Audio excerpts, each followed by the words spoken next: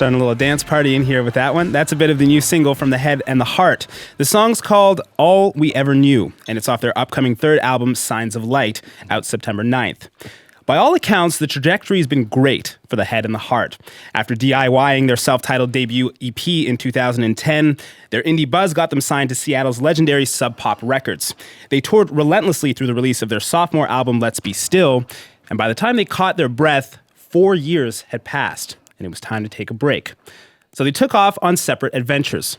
Vocalist and guitarist Jonathan Russel went to Haiti to work with the nonprofit Artists for Peace and Justice. Pianist Kenny Hensley learned kung fu and how to fly planes. Bassist Chris Zasch went off the grid to the Canadian Rockies, clearly trying to impress his fans north of the border.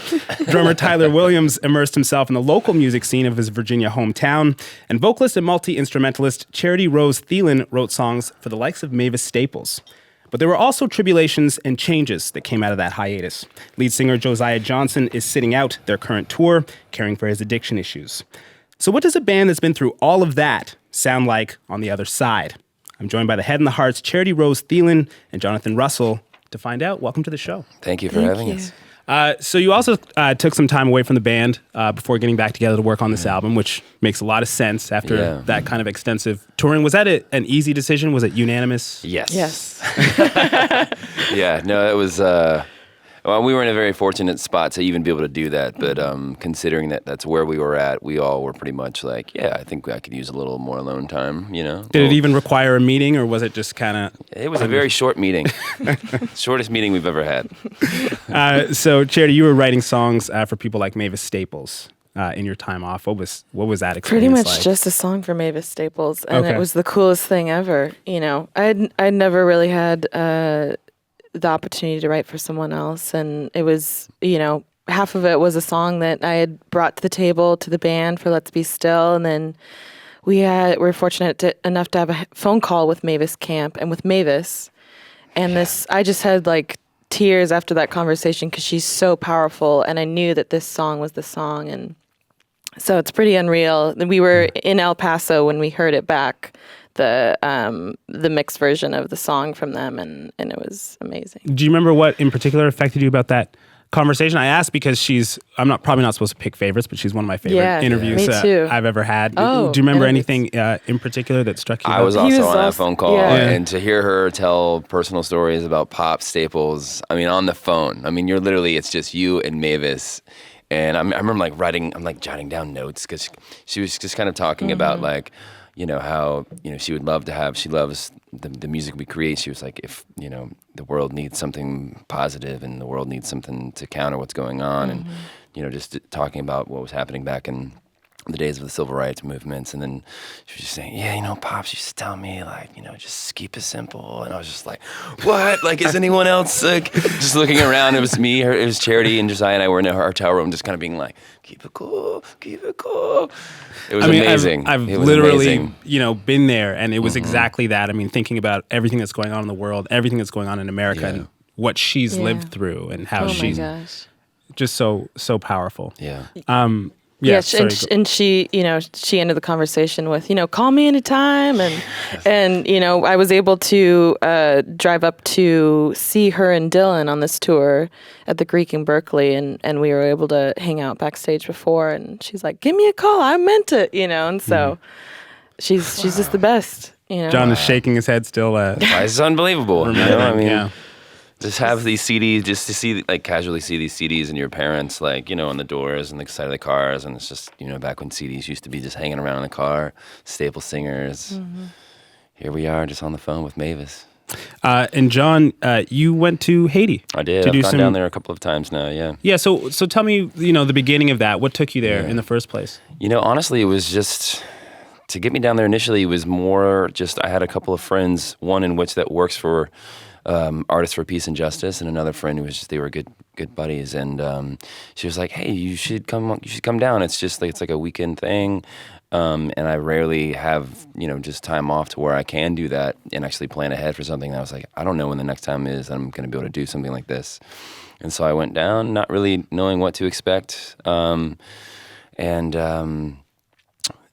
Artists for Peace and Justice has raised a lot of money, and they put it in it. they've created these schools, and there's an academy there, and then also like an art institute, one for cinema and one for audio. And so what I ended up doing was getting paired up with Jackson Brown, of all people, in these classrooms. And then so it would be Jackson and I playing our songs, with the teacher who would sort of translate, because everyone speaks French or Creole down there. And then we would do a Q&A with the kids, and those kids are like some of the best questions, best interviews ever, because they're just right to it, and Any questions that stood out for you? It was more about just the way they would ask these questions. I don't know. There was no beating around the bush, it was just like direct. And, by the end of it, especially when we went to the academy, and it was like college level kids who were learning how to become, whether it's engineers or pursuing music or, producing or writing.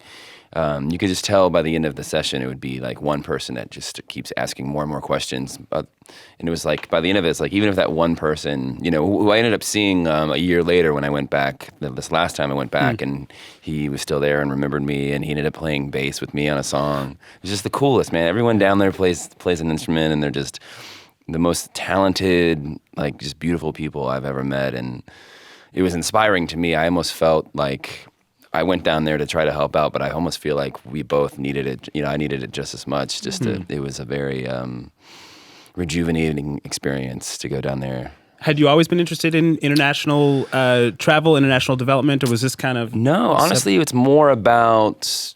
I think the thing that drew me more to it was just kids who hit roadblocks, and whether or not it's music or something else that's going to get you over the hurdle. I think that to me is what I relate more closely with, because school was never my strong suit. Most of the things that I became interested in happened like after high school. So just getting through the maze was a bit of a challenge for me. So for me, it was just more. It could have been anywhere, in all honesty, but the fact that I landed there, and you become a little more alive there, and now I've gone back a couple of times, and I just have a feeling I'm going to be going. That's down a connection you're going to keep up. Yeah. So you got to observe a whole different musical culture, work with young people. You got to talk to a legend. Now buddies with Jackson, it's kind of absurd, yeah. Yeah, and Mavis Staples as well. How did that affect your work on this album? I mean, especially, let's deal with these things in turn, because they're so monumental, but talking with, let's start with Mavis Staples about the importance of positivity in music. Yeah. Did that influence this album? Yeah, well, it's an interesting thing. I learned a little bit about myself through the process, and I also feel like I kind of parallel Mavis's vision of wanting to write hopeful songs, just as a writer. I think that is kind of something that I always look to, and even in, with Library Magic on the album that I wrote, it's like there will always be better days. I think I always, just something innate in me is always kind of pointing to hope. And so it was such a perfect pairing to, humble pairing, but to, to do this with her, and that I learned about myself through it, And what about you, John? I was going to say, in a very similar way, something being down in Haiti, it's because obviously there's this communication gap in translations in the way that you are able to connect or speak. And I think messages just become more and more concise and simple if you're going to convey them, or if I connect with you, it's because it's such a pure thing that we are aware of. There's no like maybe this, maybe that. It's like, if I understand what you're saying, it's very simple. And a song that made the record on this is called Turn It Around. It's just a really simple message that I just kept feeling from everyone down there. It's just like, you know the feeling I'm talking about. Every woman and man's been down and out, but you can turn it around. It's that simple. And there was a song that I started on the beach one night with these guys walking up and down. They had congas, and Jackson was playing guitar, and they were doing this traditional rah-rah rhythm, it's called.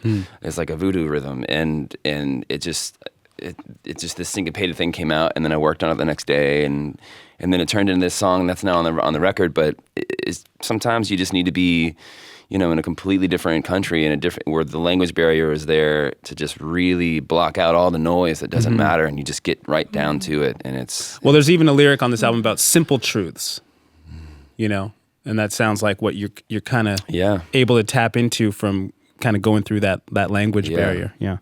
Okay, well, let's play a bit of the new album. This is The Head and the Heart with the title track to their new album, Signs of Life. Going to bed alone again. Don't know when you're coming home again.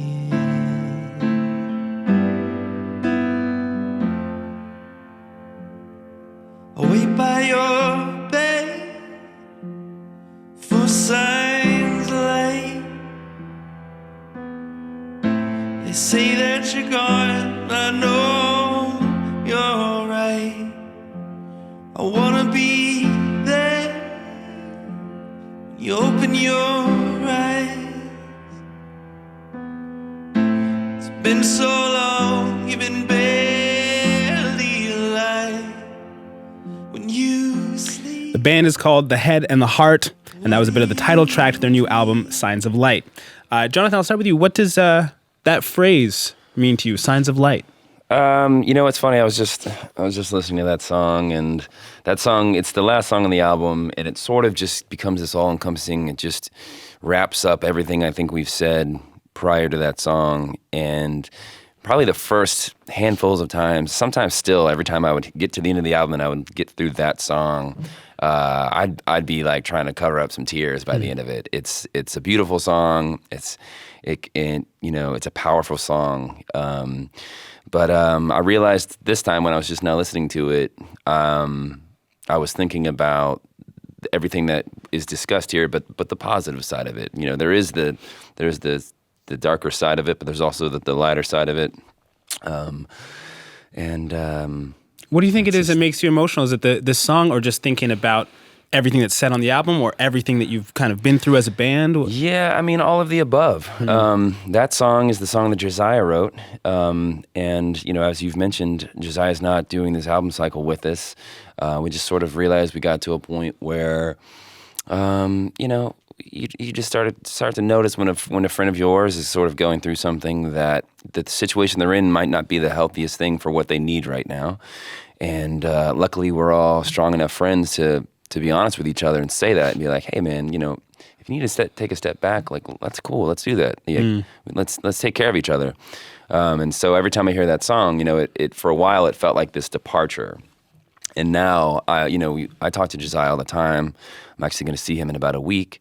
And now I'm thinking about how well he's doing, and it's this beautiful thing where I hear this song and I'm no longer like, crushed by it. I'm now like, thank God, like we are seeing signs of light, So it can be, that's the cool thing about that song and about this album is there's a lot of different ways you can turn it over and catch different things. So that's cool.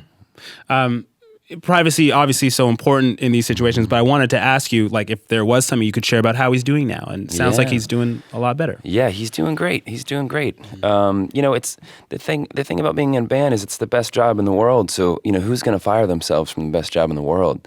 So sometimes if you're struggling with something, you might not speak up about it. You might just be like, oh, I got this.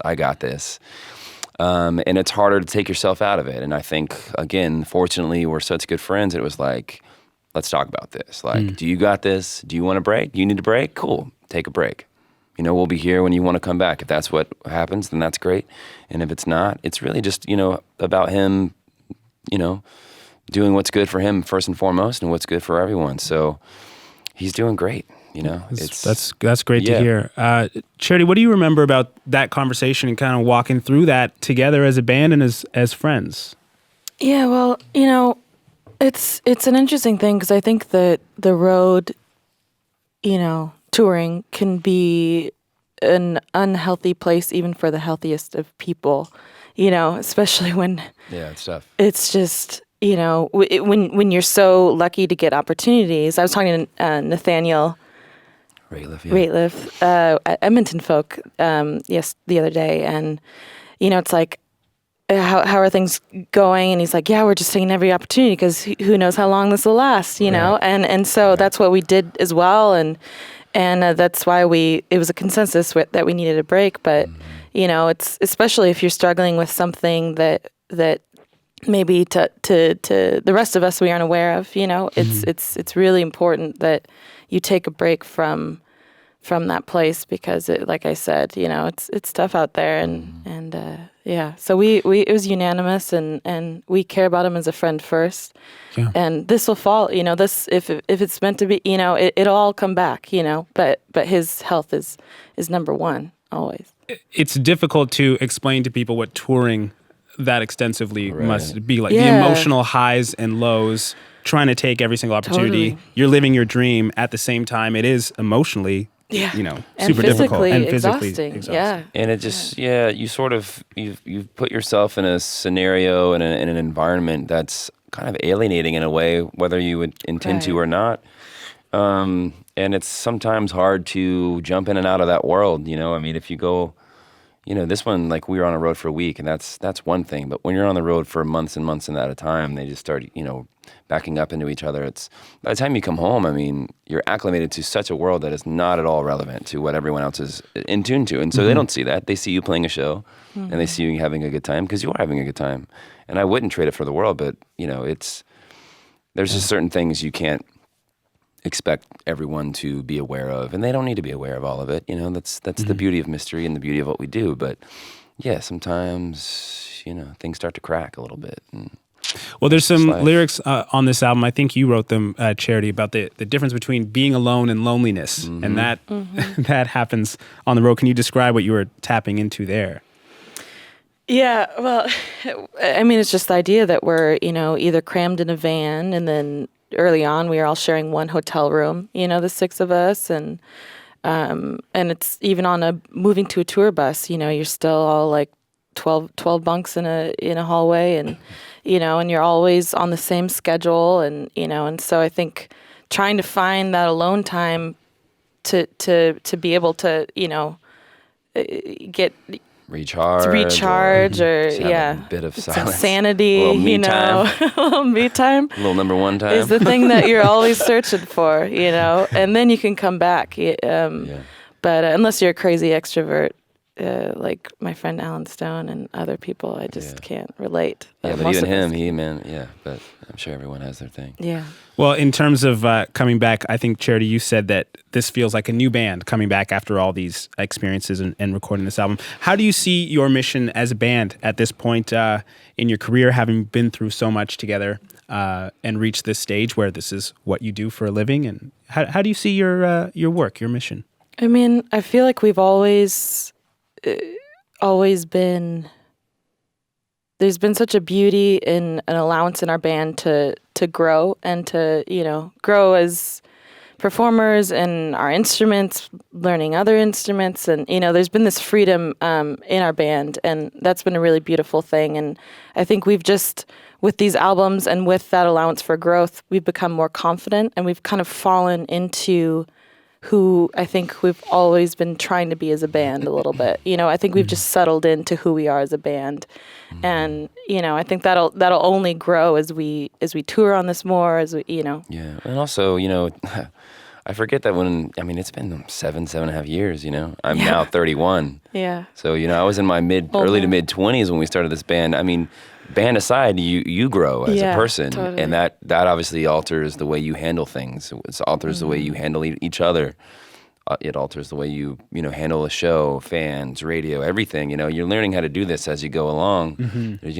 I'm sure there's some books on it, but I mean, you can't. I mean, it's just experience is the only way you're really. I mean, it's you just figure out what not to do a lot of the time, and there's some bumps along the way, but it's cool. It's really cool. I was thinking about this last night when we were playing a show, and it was after we had played a new song, and people don't know the words. A lot of people sing the words in our show, so we get a little spoiled.